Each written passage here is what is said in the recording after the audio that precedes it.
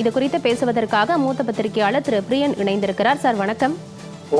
Sir, Om Birla அளித்த தேநீர் விருந்தில் பெரும்பாலான எதிர்க்கட்சி எம்பிக்கள் பங்கேற்கல. திமுக பங்கேற்றிருக்கிறது. திமுக சார்பாக எம்பி கனிமொழி பங்கேற்றிருக்கிறார். நேற்று முன்தினம் தேசிய நெடுஞ்சாலைத்துறை அமைச்சர் நிதின் கட்கரியும் சந்தித்து பேசியிருக்கிறார். இது எல்லாத்தையுமே இந்த நகர்வுகள்லாம் நம்ம எப்படி புரிஞ்சுக்க வேண்டியிருக்கு சார்? இல்லை, இந்த நகர்வுகளை நம்ம ஒரு தனித்துவமா ஒரு ஐசோலேட்டடா நம்ம இதை பார்க்க வேண்டிய அவசியம் இல்லை. அதாவது தற்சமயத்துக்கு திமுக இந்தியா கூட்டணியில இல்லை. அதாவது ஒரு திமுகவுடைய பாராளுமன்ற குழு தலைவராக கலந்துடணும்னு இப்போ கனிமொழி அவர்கள் சொல்லலாம். ஆனா கடந்த காலத்துல அவங்க இந்தியா கூட்டணியில் இருந்தபோது இந்தியா கூட்டணி இந்த மாதிரி தேநீர் விருந்துகளை புறக்கணித்திருக்கிறார்கள் என்பது நமக்கு தெரிஞ்ச விஷயம்தான். ஸோ அந்த அடிப்படையில கடந்த காலங்களில் திமுக இது போன்ற தேநீர் விருந்துகளை புறக்கணித்து இருக்கிறது. இப்போ இந்தியா கூட்டணியில் இல்லை, அது இப்போ எந்த ஒரு யாரையுமே சாராம இருக்கு அப்படின்ற ஒரு பட்சத்து அந்த அடிப்படையில தான் பாஜகவோட திமுக நெருக்கமா போறதா அப்படின்ற ஒரு கேள்வி எழுறதை பார்க்கிறோம். கடந்த சில நாட்களாக எழுறதை பார்க்கிறோம். அதுக்கு முக்கியமான காரணம் அந்த டீலிமிட்டேஷன் மசோதா பார்லிமெண்ட்ல வரப்போறது. அதுக்கு பாஜகவுக்கு திமுகவுடைய ஆதரவு தேவை அப்படின்ற ஒரு விஷயம். திமுக பாத்தீங்கன்னா நோ டீலிமிட்டேஷன் அந்த இதுல இருந்து பாத்தீங்கன்னா அப்புறம் ஃபேர் டீலிமிட்டேஷன் லெவலுக்கு தமிழ்நாட்டுக்கு எது நல்லதோ அது நடந்ததுன்னா நாங்க ஆதரிப்போன்ற லெவலில் அவங்க போறாங்க. அப்போ தமிழ்நாட்டுக்கு எது நல்லது அப்படின்னு அவங்க தீர்மானிக்கிற இடத்துல இருக்கும்போது பாஜக இவங்க சொல்ற மாதிரியான விஷயங்களை பண்ணினாங்கன்னா இவங்க ஆதரிப்பாங்க. டீலிமிட்டேஷன் திமுக ஆதரிக்குன்ற மாதிரியான ஒரு பேச்சு இருக்கிறத பாக்குறோம். திமுக கூட்டணி இந்தியா கூட்டணியில திமுக இல்லாதது பாஜகவுக்கு திமுகவை அணுகுவது எளிதாக இருக்கிறது, அணுகி பேசுவது எளிதாக இருக்கிறது. திமுகவுக்கும் பாஜகவுக்கும் இடையில் கூட இந்த டீலிமிட்டேஷனை எப்படி கொண்டுறலாம், எப்படி கொண்டு வந்தா நாங்க அதை ஏற்றுப்போன்ற மாதிரியான பேச்சுவார்த்தைகள் கூட ஒரு பக்கம் போயிட்டு இருக்கிறதான செய்திகள் ஈவன் ஆங்கில பத்திரிகைகள் எல்லாம் கூட வந்ததை நம்ம பார்த்தோம். அப்படின்ற மாதிரியான விஷயங்களும் பேசப்பட்டிருப்பதாக சொல்கிறார்கள். சோ இந்த சூழல்ல பாத்தீங்கன்னா இது கூட்டணி அளவுக்கு போயிட்டாலும் அந்த மாதிரி இல்ல. நாடாளுமன்றத்துல ஃபேர் டீலிமிட்டேஷன் அப்படின்னு சொல்றாங்க. ஆனா தமிழக சட்டசபையில நோ டீலிமிட்டேஷன் அப்படிங்கிறாங்க. டீலிமிட்டேஷன்லயே முரண்பட்ட கருத்துக்கள் தான் திமுக கிட்ட இருந்து வருதா? தப்பு நீங்க சொல்றது. அப்படி இல்ல, ரெண்டு விஷயமா அவங்க சொல்றாங்க. அவங்க ஆக்சுவலா அதாவது நோ டீலிமிட்டேஷன் முதல்ல இருந்தது. அதுக்கப்புறம் ஃபேர் டீலிமிட்டேஷன் சவுத் இந்தியன் தெற்கு மாநிலங்கள்ல இருக்கிற சிஎம்ஸ் எல்லாம் கூப்பிட்டு பேசினாங்க.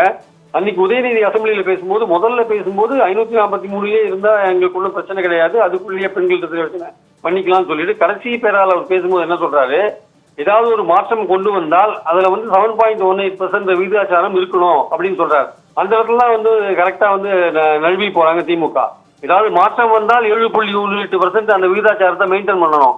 அப்ப பார்லிமெண்ட்ல நம்பர்ஸ் ஏத்தினாங்கன்னா 250 ஏத்தினாங்கன்னா அது 7.18% இருந்ததுன்னா நாங்க ஆதரிப்போம்னு அர்த்தம் இருக்கு ஆக்சுவலா. ஆனா தமிழ்நாடு கவர்மெண்டோட ரெசல்யூஷன் என்ன சொல்லிடுச்சு, 543 ப்ளீஸ் டீலிமிட்டேஷன், அதுக்கு மேல போகக்கூடாதுன்னு சொல்லிச்சு. ஆனால் திமுக ஏற்றினாலும் அதுல 7.18 இருந்தா பெட்டர், நாங்க ஆதரிப்போன்ற அந்த லெவலுக்கு போயிட்டாங்கன்னா அப்போ பாஜக நம்பர்ஸ் ஏத்துற லெவல்ல தான் இருக்காங்க. அப்ப ஏத்துற லெவல்ல இருக்கும்போது அதுல 7.18 தமிழகத்துக்கு இருக்கு அப்படின்னா ஏன் திமுக எப்படி அப்டேட் பண்ணுவாங்க? அதனால அதுல ஒரு சாஃப்டான ஒரு மென்மையான ஒரு போக்கை திமுக எடுத்திருக்காங்க. அதாவது இந்த அசம்பிளி ரெசல்யூஷன்ஸ்ல 543 இருந்தாலும் பெட்டர் தான் பேசிட்டு கடைசி பேரால இப்படி பேசுற உதயநிதி அவர்கள் அதுக்கும் ஒரு வே அவுட் வச்சிருக்காரு, வழி வச்சிருக்காரு. அதுலயும் திமுக பாஜகவோட ஒரு மென்மையான போக்கை கடைபிடிக்கிற மாதிரியான ஒரு வழியை தான் வச்சுட்டு தான் அவங்க பேசிட்டு இருக்காங்க ஆக்சுவலா. அதனால ஏன்னா திமுகவை பொறுத்த மட்டும் இன்னைக்கு 22 எம்பிக்கள் லோக்சபால அதோட பலம், 8 பார்லிமெண்ட்ல 8 எம்பி, ராஜ்யசபால 8 எம்பிக்கள் இருக்காங்க, அதோட பலம். இன்னைக்கு அந்த பலம் பாஜகவுக்கு தெரிஞ்சிருக்கு, அது தேவையா இருக்கு. 2/3 பாஸ் பண்ணணும் மசோதாவை, திமுக வெளிநடப்பு பண்ணணும் அல்லது உள்ள இருந்து ஆதரிக்கணும், ரெண்டு விஷயம் இருக்கு. அப்போ திமுகவுக்கு ஏற்றபடி ஏதாவது பண்ணினா அவங்க ஆதரிக்கிற நிலையிலயோ இல்ல வெளிநடப்பு செய்யற நிலையிலயோ வருவாங்க. ஆனால் இதெல்லாம் தாண்டி கூட்டணியா அப்படின்னா 29 தேர்தலுக்கு முன்னாடி வரையும் தமிழ்நாட்டு அரசியல்ல இதுக்காக 2 எதிரிகளை நம்ம உருவாக்கிக்கணும்ன்றது திமுக பாலிசியா இருக்கு. எதுக்கு பாஜகவையும் எதிர்க்கணும். அதே சமயம் பார்லிமெண்ட்ல எஃப்ஆர்சிஐ பில் எல்லாம் பாத்தீங்கன்னா ஜேபிசிக்கு அனுப்பிச்சிட்டாங்க. இது கூட திமுக பேச்சுவார்த்தையின் ஒரு பகுதியா தான் சொல்றாங்க. எஃப்ஆர்சிஐ பில்ல இந்த செஷன்லயே பாஸ் பண்ணாத ஜேபிசிக்கு அனுப்பிச்சது திமுக பாஜக ரிக்வஸ்ட் பண்ணிட்டாங்க, நீங்க இதை அனுப்பாதீங்க, இதை நீங்க கொண்டாடாதீங்க, கொண்டாந்தா பிரச்சனை வரும், முதல்ல டீலிமிட்டேஷனை பாருங்கன்னு சொன்னாங்க. அதனாலதான் இது மாதிரி நடந்திருக்குன்னு பேச்சுக்கள் டெல்லியில இருந்து வரதை நம்ம பாக்குறோம். அதனால தமிழ்நாடு கவர்மெண்ட்டுடைய விஜய் கவர்மெண்ட்டுடைய நிலைமை ப்ளீஸ் டீலிமிட்டேஷன், திமுக நிலைமை தமிழ்நாட்டுக்கு நல்லது நடந்தா அந்த 7.18% விகிதாச்சாரம் மெயின்டைன் பண்ணா ஓகேன்ற ஒரு நிலையில தான் திமுக இருக்கிறத பாக்குறோம். இந்த இடத்துல தான் வந்து பாஜக வந்து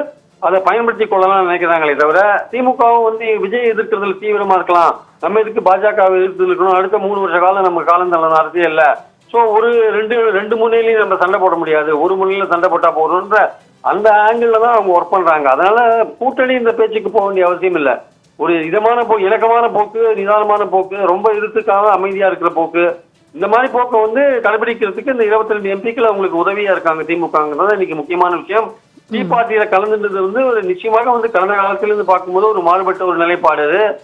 கூட்டணியில அவங்க இருந்தது கலந்து இருக்க மாட்டாங்க. காங்கிரஸ் நடத்தின எந்த ப்ரோக்ராம்லயும் வந்து திமுக சமீப காலத்துல கலந்துக்கலன்றதை நம்ம பார்த்தோம். நம்ம திமுகவோடது இது மாறுபட்ட நிலைப்பாடு அப்படியே வரும் பட்சத்துல சார், இப்ப 2029 தேர்தல்ல ஒரு தொடர்பு அவங்க இருக்க மாட்டாங்கன்றதான் உண்மை. ஆக்சுவலா மாறுபட்ட நிலைப்பாடு அப்படின்னு நம்ம பார்க்கும் பொழுது 2029 நாடாளுமன்ற தேர்தல்ல புதிய கூட்டணி கணக்குகள் உருவாவதற்கான சூழலா இருக்கா அப்படின்னு இதை நம்ம பார்க்க வேண்டியும் இருக்கா? இல்ல பாஜகவோட கூட்டணி அந்த ஆங்கிளுக்கு போக வேண்டாம். ஏன்னா பாஜகவோட நீங்க கூட்டணி வச்சீங்கன்னா தமிழ்நாட்டில் இருக்கிற பாஜக எதிர்ப்போட்டுகளை வந்து விஜய் எடுத்துட்டு போயிடுவார். அது வந்து திமுகவுக்கு நல்லாவே தெரியும். ஏற்கனவே அந்த பாஜக எதிர்ப்போட்டுகள்ல ஒரு பிளவு வந்திருக்கு, அதை விஜய் கொஞ்சம் எடுத்துன்னு போயிட்டாரு. அதனால அந்த கூட்டணி இந்த ஆங்கிளுக்கு போக மாட்டாங்க. திமுக என்ன நினைக்குதுன்னா 29 பார்லிமெண்ட் தேர்தலுக்கு முன்னாடி ஒரு 2-3 மாசம் வரையும் ஓரளவுக்கு பாஜகவோட இணக்கமான நிலைமையில போயிட்டு அன்னைக்கு அந்த சமயத்துல என்ன மாதிரி சூழல் இருக்கு, ஒருவேளை விஜயோட இருக்கிற கூட்டணி கட்சிகள் திமுக ஏற்கனவே இருந்த கட்சிகள் மீண்டும் ஏதாவது காரணம் சொல்லி வெளியில வருமா, வந்தா ஒரு புதிய ரீஅலைன்மெண்ட் உருவாக்க முடியுமா, அந்த மாதிரி விஷயங்கள் தான் யோசிப்பாங்களே தவிர பாஜகவோட 29 தேர்தலில் கூட்டணி அந்த கடைசியான ஒரு விஷயத்த வந்து அவங்க ரொம்ப யோசிச்சு கடைசியில் தான் எடுப்பாங்க. அதாவது எந்த விதமான ஒரு அரசியல் மாறுதல் முன்னாடி தமிழ்நாட்டுல இல்லாது இருந்தால், அதாவது விஜயோட இருக்கிற கூட்டணி கட்சிகள்லாம் வெளியே வராம அவர் கூடயே தொடர்ந்து உறுதியாக இருந்தால், அந்த சமயத்துல வந்து திமுக வந்து தன்னுடைய நிலைப்பாட்டை கொஞ்சம் மாற்றுவதற்கு யோசிக்குமே தவிர, மற்றபடி பாஜகவோட இணக்கமான போக்கு, அந்த மென்மையான போக்கு 22 எம்பிக்களை வச்சு எப்படி நம்மளுடைய வேலைகளை நம்ம டெல்லியில நடத்திக்கலான்ற அந்த விஷயங்கள்ல தான் போவாங்களே தவிர, பாஜகவோட கூட்டணி இந்த ஆங்கிளுக்கு அவங்க போறதுக்கு வந்து அந்த 29க்கு முன்னாடி இருக்கிற அரசியல் நிலைமை தான், அதை வச்சுதான் முடிவு பண்ணுவாங்க. நன்றி சார். இணைப்பில் வந்து பல்வேறு கருத்துக்களை பகிர்ந்து கொண்டமைக்கு நன்றி திரு பிரியன்.